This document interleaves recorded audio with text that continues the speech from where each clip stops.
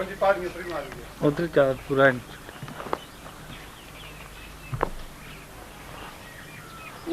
खुगा लगा इधर से चले खुगा लगा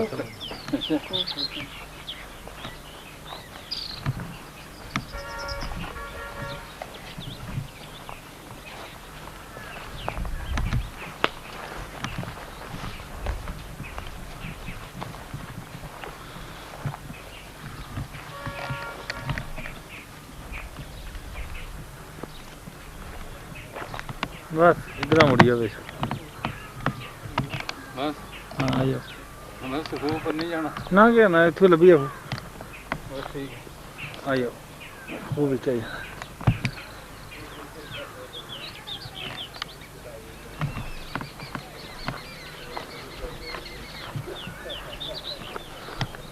ये मंदिर करना है क्या कवर मंदिर करना हाँ मंदिर चल लो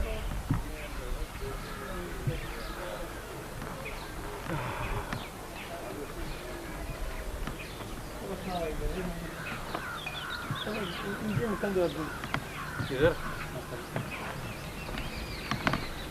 तो ये मंदिर भी बाहर से आ जाए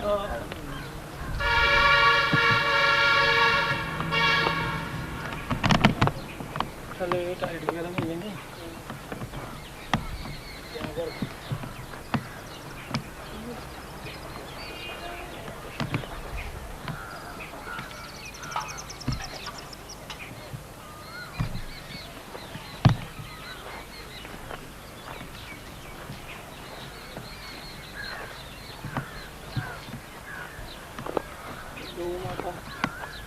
ये भी गौशाला वाले साइड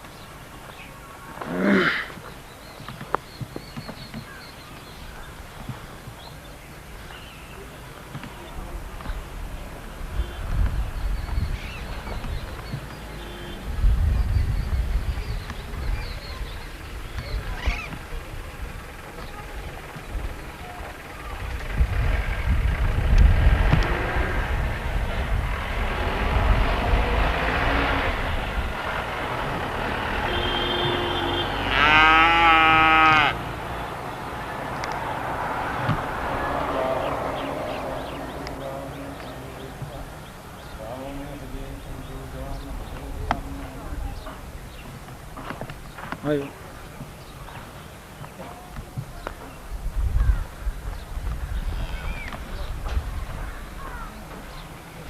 ये बाहर से मंदिर भी आ जाए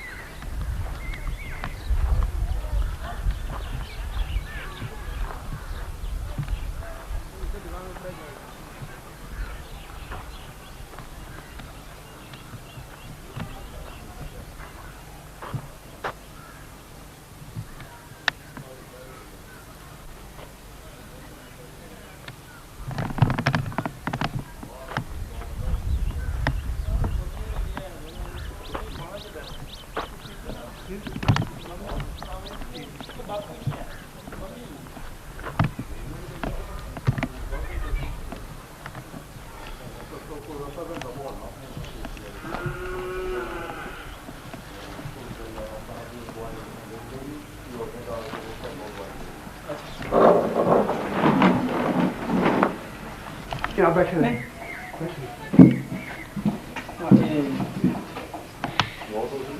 निखिलाधारमभ्यं निगमाद्विगतं नित्यं श्री सद्गुरुं तन्नमाम्यहं सर्वचैतन्यरूपान्तं आद्यां विद्यां च धीमहि बुद्धिञ्जाना प्रचोदयात् सर्वरूपमयी देवी सर्वं देवी मयं जगत् अतोऽहं विश्वरूपान्तां नमामि परमेश्वरीं नन्दन्तु साधका सर्वे विनश्यन्तु विदूषका अवसा शाम्भवी मे सुप्रसन्नोऽस्तु गुरु सदा दर्शनात् पापशमनी जवान् मृत्यु विनाशिनी पूजिता दुःखदो भाग्यहरा सुन्दरी नमामि यामिनीनाथ लेखालंकृत कुंतलां भवानीं भवसंताप निर्वापन सुधा नदीं।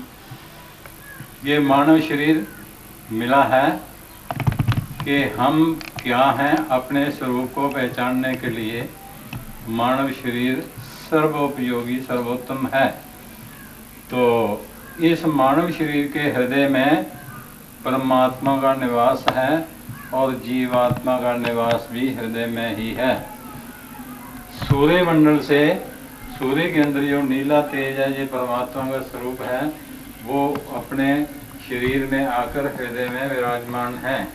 और उस तेज के अंदर जितना भाग श्वास लेता और छोड़ता है वो जीवात्मा कहा जाता है। जीव प्राण धारणे, जो प्राण को लेता है और छोड़ता है उतना सा हिस्सा जीवात्मा। जैसे रेडियो में लाइट थोड़ी कम होती है और ज़्यादा होती है, आप देखते हैं टीवी वगैरह में, तो इसी ढंग से जीव परमात्मा का जितना हिस्सा श्वास लेता और छोड़ता है वो जीवात्मा है।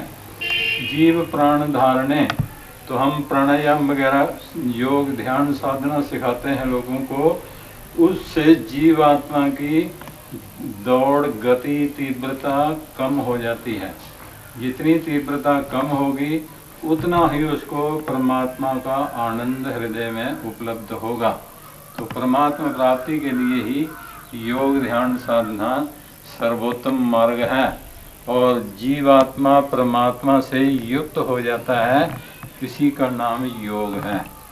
और योगी परम स्थानमुपैति चाद्यम, श्रीमद् भगवत गीता के अंदर श्री योगेश्वर श्री कृष्णचंद्र भगवान जी ने कहा है कि योगी सबसे ऊंचा स्थान प्राप्त करता है। नासी योगात् परम बलम, योग से बढ़कर कोई बल नहीं है। तो इसलिए योग साधना सबको करनी चाहिए। तो हमने भारतवर्ष में और विदेशों में सारे पृथ्वी मंडल पर योग की लहर फैलाई है, कटरा वैष्णो देवी से, और यहाँ दुर्गापुरी में योग मंदिर की स्थापना की है, भगवती की स्थापना की है। और यहाँ से भी हम योग प्रचार करते हैं। प्रतिवर्ष विशाल यज्ञ करते हैं अप्रैल में, जिसमें हजारों आदमियों का दिव्य ज्ञान उपदेश श्रवण करने का समय प्राप्त होता है और उनकी भोजन आदि की व्यवस्था भी होती है और लोगों को मानवता और योग विकास का मार्ग दिखाया जाता है। तो हमारे यही नारे हैं, मानवता योग का विकास हो, मानवता योग का विकास हो, विश्व में ईश्वरी शक्ति का प्रकाश हो, विश्व में ईश्वरी शक्ति का प्रकाश हो, विश्व में ईश्वरी शक्ति का प्रकाश हो।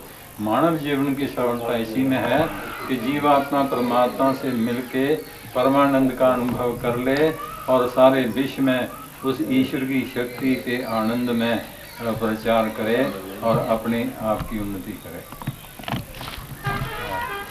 दर्शन करना है ना।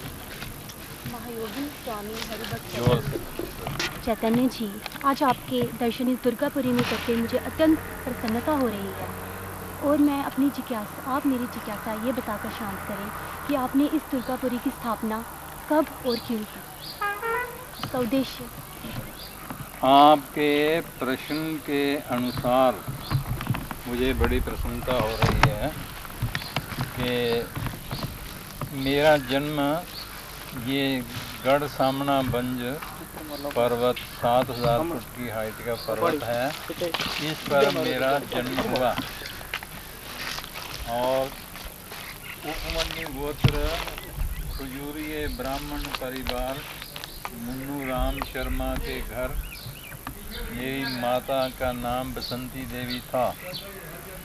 और मैं छोटी अवस्था में 5 वर्ष की अवस्था में बच्चों को इकट्ठा करके पूछने लगा, आपके नाम सबके पूछे, उनके आपस में मिले और हरि भक्त नाम किसी का नहीं था।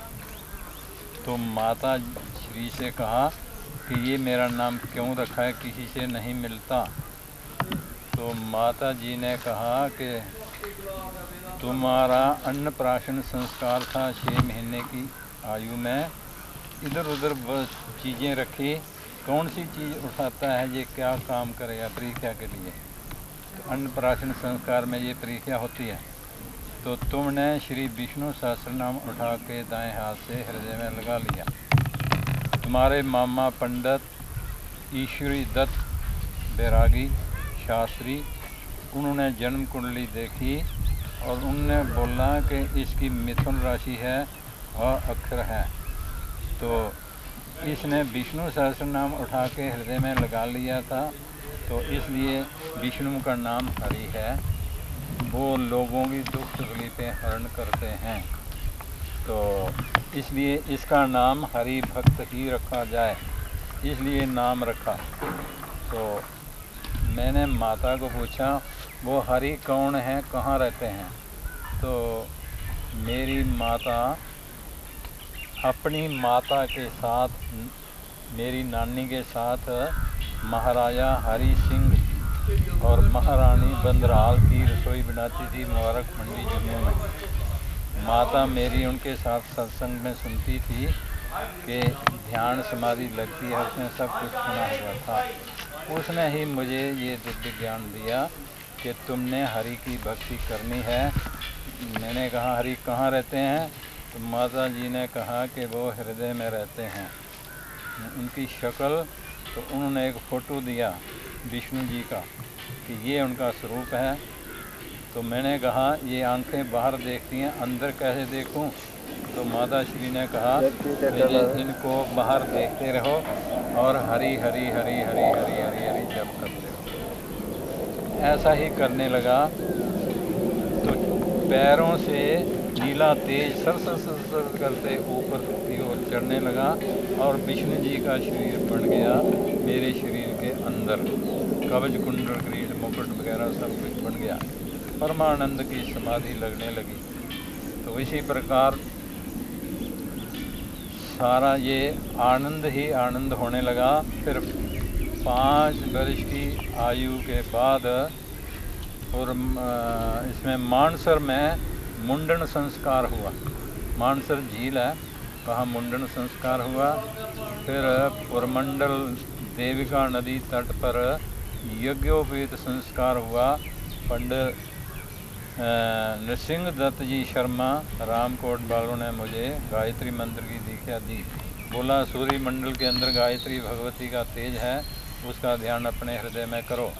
तो मुझे अपना आप ही गायत्री माता का स्वरूप बनने लगा और सारी सृष्टि अपने आप में लीन होने लगी और ध्यान समाधि लगने लगी। तो इस प्रकार से 5000 और उसके बाद 3000 जप गायत्री का प्रतिदिन होने लगा। तो एक दिन ऐसे समाधि लग गई, मूलाधार से गायत्री मंत्र चलने लगा और ऊपर रीढ़ की हड्डी के अंदर से अंदरों अंदर ऊपर चेतन ब्रह्म में सूर्य मंडल के भी पार होकर समाधि लग गई। देखूं कि मैं ये नीला तेज ही हूँ और मैं कहाँ तक हूँ। तो देखते देखते कोई परला पार नहीं मिला। इतनी देर में पिताश्री ने शंख ध्वनि की आरती की, तो उस शंख में ओम की आवाज़ आई तो उससे प्राण नीचे उतरे। तो माला हाथ में पकड़ी थी, गायत्री मंत्र जप करते करते ऐसे हृदय पर हाथ था। तो धड़कन नहीं थी, श्वास नहीं था, नाड़ी नहीं थी, शरीर ठंडा था, कोई चेष्टा नहीं थी। फिर धीरे धीरे धड़कन होने लगी, श्वास चलने लगा, अंगुलियां हिलने लगी। तो देखा कि 5 माला बकाया थी जब की। 5 दाने मकई के इधर पड़े हुए थे, 25 इधर हो गए थे। 5 माला जब भी कर लिया, फिर भी सवेरा नहीं हुआ। तब माता श्री को आवाज़ लगाई कि भगवान की चौकी कौन ले गया, मैंने पूजा करनी है। तो माता दौड़ती चली आई। उसने कहा ऐसी समाधि नहीं लगाया करो, आज तुम्हारा दूसरा जन्म हुआ है। लोग इकट्ठे हो गए 12-1 बजे तक और लोग शीशा लेकर मुंह के आगे रखें तो उसमें भाप ना लगे, ना नाड़ी है, ना धड़कन है, ना श्वास है। शरीर ठंडा और मार्बल संगमरमर की तरह पत्थर जैसा हो गया है। तो मेरी माता श्री ने वहाँ जम्मू में सत्संग में सुना था, जब समाधि लगती है तो प्राण ऊपर चढ़ जाते हैं और सिर गर्म रहता है। तो माता श्री ने सिर पर हाथ रखा तो उसने कहा जी ये जीवित है, प्राण इसके ऊपर चढ़े हुए हैं, इसकी समाधि लगी हुई है। मैं ये पक्का कह रही हूँ। लोग संस्कार के लिए ले चले थे, अग्नि संस्कार करने के लिए, तो माता श्री ने कहा मैं नहीं लेने दूंगी, कल देखेंगे। तो या अब तो रात का अंधेरा है, रात के 10 बजे हैं। तो जब मेरी समाधि खुली, शंख ध्वनि से ओम की आवाज़ आती है शंख में, तो उस समय 25 माला जब हो गया था, 5 बकाया था, वो भी कर लिया, फिर भी रोशनी नहीं हुई। तब माता जी को बुलाया था। तो माता जी ने कहा कि ये रात का अंधेरा है। मैं कहूँ मैं तो अभी बैठा हूँ, क्योंकि समाधि में काल की पहुँच नहीं होती, टाइम नहीं होता। तो फिर मैंने दूसरों से पूछा, कहने लगे रात के 10 बजे हैं, हम सोने के लिए बिस्तरे उठा कर ले जा रहे हैं। तो समाधि खुली। तो फिर मैंने विचार किया, 16 वर्ष की आयु तक मेरी ऐसी ही समाधि लगती रही। तो फिर मैंने विचार किया कि ये ग्रामीण लोग हैं, ये ध्यान समाधि क्या जानते हैं, मुझे अब यहाँ नहीं रहना चाहिए। अगर पिताजी घर ना होते, शंख की आरती ध्वनि का शंख नहीं बजाते, तो मुझे सवेरे इन्होंने जला देना था। इसलिए मुझे अब यहाँ गढ़ ग्राम में नहीं रहना चाहिए। तो मैं रात के 12 बजे अकेला जंगल, उसमें सड़कें नहीं थी, तो जम्मू पहुँच गया, झील मानसरोवर के रास्ते। और जम्मू रघुनाथ विद्यालय में संस्कृत पढ़ने लगा। तीसरे वर्ष लाहौर यूनिवर्सिटी में संस्कृत प्राग की परीक्षा दी, फर्स्ट आया।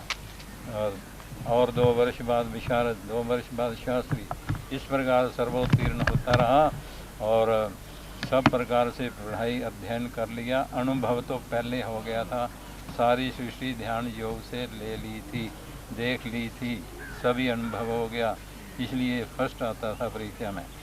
तो उस समय जम्मू में 2 कारें आई थी, एक हरि सिंह के लिए, एक उनके गुरु पंडित देवराज शास्त्री जी के लिए। उन्होंने एक पंडित भेजा कि मेरे पास कि आप मेरी लड़की से शादी कर लो, मैं वो कार और 1.25 लाख रुपया चांदी का मलका का मोहर वाला दहेज में दूंगा। मैंने पंडित जी को कहा कि मेरी कुंडली शक्ति जागृत हो गई है, मुझे शादी नहीं करनी है, मैंने अब जन्म मरण के चक्र से छुटकारा पाने के लिए ईश्वर को प्राप्त करना है, मैं हिमालय की तरफ जा रहा हूँ। तो मैं 6 साल फिर हिमालय में सिद्ध योगियों के साथ रहा, बड़े बड़े अनुभव हुए। तो उसके बाद मैं कलकत्ता में ध्यान में बैठा कि नवरात्रे आ रहे हैं, मैं कहाँ जाऊँ, कहाँ तपस्या करूँ। तो वैष्णो देवी के पहाड़ नज़र आए और इनके पूरब में एक टूटा हुआ मंदिर नज़र आया। तो मैं फिर जम्मू पहुँचा। स्वामी नित्यानंद जी पेंथल में मेरे प्रथम गुरु हैं बचपन के। उनसे पूछा मैं कहाँ जाऊँ, तपस्या कहाँ करूँ। तो उन्होंने कहा देवी की पिंडियों में जाओ। तो सवेरे नवरात्रा था, मैं वहाँ से चला तो रास्ता नहीं मिला, तो आगे एक चीता बैठकर बोलने लगा। मैं चीते के पास ही गया, वो वहाँ से उठा और आगे जाकर बोलने लगा। 2-3 स्टेप में उसने मुझे देवी की पिंडियाँ मंदिर में 4 मील की दूरी पर पहुँचा दिया। तो वहाँ 3 साल मेरी साधना हुई और 15 दिन में मैं पेंथल में स्वामी नित्यानंद जी के पास आता था और लोगों से भिक्षा मांग लेता था।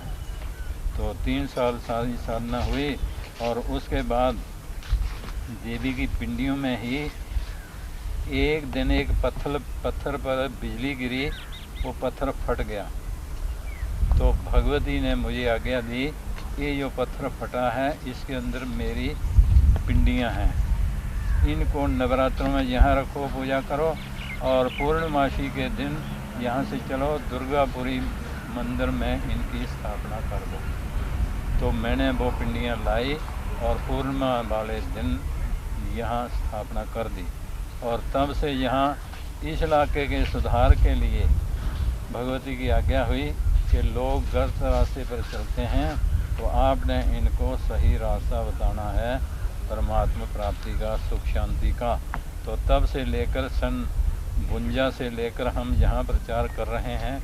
ये ज़मीन लोगों ने दान दी है मंदिर के लिए और ये मंदिर बनाया है और लोगों का सहयोग पूरा मिलता है। और यहाँ वर्ष में एक बार विशाल महान यज्ञ होता है, 15-20 हज़ार आदमी का भोजन बनता है और उनको 10 दिन ज्ञान मिलता है। तो तब से लेकर ये इस मंदिर की स्थापना चल रही है। प्रति वर्ष अप्रैल मास के आसपास या कार्तिक मास में एक विशाल यज्ञ किया जाता है और उसमें 7-8 दिन लोगों को ज्ञान उपदेश दिया जाता है, हवन होता है और लोगों का जीवन सफल होने के रास्ते बताए जाते हैं। तो ये मैंने यहाँ का इतिहास सुना दिया। दुर्गापुरी नाम रखा है इस जगह का, ये दुर्गापुरी है, दुर्गा की स्थापना है यहाँ। इस आश्रम में हमने यहाँ संस्कृत विद्यालय बनाना था, बोर्ड लगा हुआ है बाहर, परंतु यहाँ ज़मीन थी, ये 4 कनाल ज़मीन, ये टुकड़ा, ये पीपल से लेकर यज्ञशाला तक ये नहीं मिला। तो वो विद्यालय फिर इसी जगह पर बन सकता है, क्योंकि यज्ञ करते हैं तो यहाँ बैठने की जगह नहीं रहती और जगह हम रोकना नहीं चाहते। तो इसलिए यहाँ कोई विद्यालय, संस्कृत विद्यालय प्रारंभ किया जाएगा कि यहाँ के गरीब पहाड़ी लोगों के बच्चे संस्कृत अध्ययन करें और पंडित आचार्यों की कमी है वो पूरी हो जाए, यही योजना है। मंदिर के बारे में आपकी भावी योजनाएं क्या हैं, इसके लिए आपका प्रश्न? ओ आशीर्वाद कल्याण। ठीक है बेटा।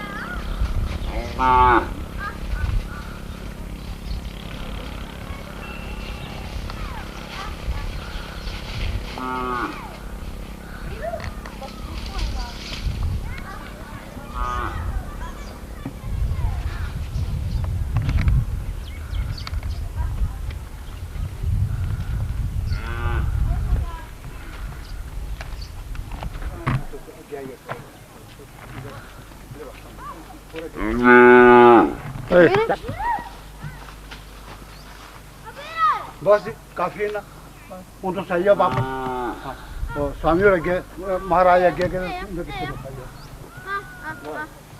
बस ये दोनों को सामना बंद आवाज, सामना वांझ।